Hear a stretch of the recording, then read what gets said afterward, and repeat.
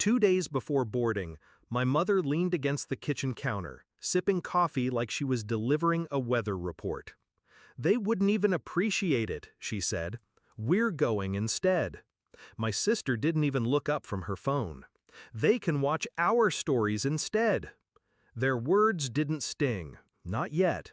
They simply landed and sat there, heavy and sour. I stirred my tea once, twice, and smiled. They thought the smile meant surrender. It wasn't. I'd saved for that cruise for 3 years. Not for me, never for me. It was for the two people who raised me when my parents were too busy living their own lives. My grandparents had been married for 38 years, and every Sunday dinner they'd talk about the cruise they almost took but couldn't afford back then. It became my mission. I wanted them on that ship, seeing sunrises over open water, eating meals they didn't have to cook, dancing in the evenings like they used to. I booked the best cabin, champagne waiting in their room, the works. But I'd been watching my mother and sister for a while. There's a tone people take when they think they're entitled to what's yours. Little digs about wasting money or doing too much. Snide glances at my paychecks. Still, I never expected them to steal it outright. When they announced their decision, it wasn't a discussion. They spoke like it was already done. The tickets were under my name, but the thought of my grandparents finding out they'd been replaced was unbearable. So I didn't tell them. And I didn't argue. I planned. The cruise director was an old college friend, Sam, the kind of guy who knew every moving part of a ship and every loophole in the system. I called him that night. "Hypothetically," I said, "what happens if the main guests can't make it, and the replacements aren't on the manifest yet?" Sam chuckled. "Hypothetically? They don't get on the ship. Security at port checks IDs against the list. If the names aren't there..." He let the silence finish the sentence. I told him my hypothetical in full. 3 minutes later, my mother and sister's names vanished from every record.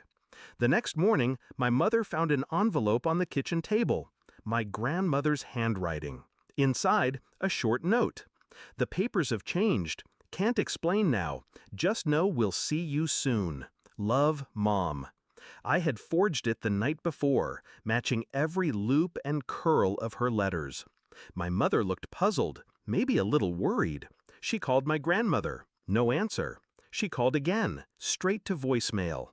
I watched her pour another cup of coffee, her mind chewing on a problem she didn't understand. Boarding day came. I offered them a ride to the port. They declined, insisting they'd take an Uber. Good. I wanted space. By the time they reached the check-in gate, I was already at the other end of the pier, hidden in the crowd. I saw the moment it happened. The gate agent scanned their documents, frowned, tried again. She tapped something on her tablet, then shook her head. My sister's smile faltered. My mother's brows knit together. They argued, first with the agent, then with a supervisor. But rules are rules. If your name isn't on the manifest, you're not getting on board. Security escorted them away. Meanwhile, my grandparents were already in their cabin, luggage neatly stored, sipping the champagne I'd arranged. I'd driven them there myself that morning under the guise of helping with a surprise trip. They thought I was just dropping them off at a hotel for a night in the city. They didn't know the truth until the porter took their bags and the boarding passes appeared in their hands. My grandmother's eyes welled up. My grandfather kept clearing his throat like he was holding back a lump. I didn't stay to see the ship leave. I wanted them to have that moment for themselves. By the time my mother and sister returned home, I was already there.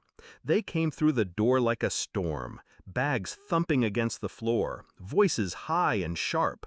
"What the hell did you do?" my mother demanded. "Me?" I tilted my head. "I thought you were on a cruise." "We got there and..." My sister's face was flushed.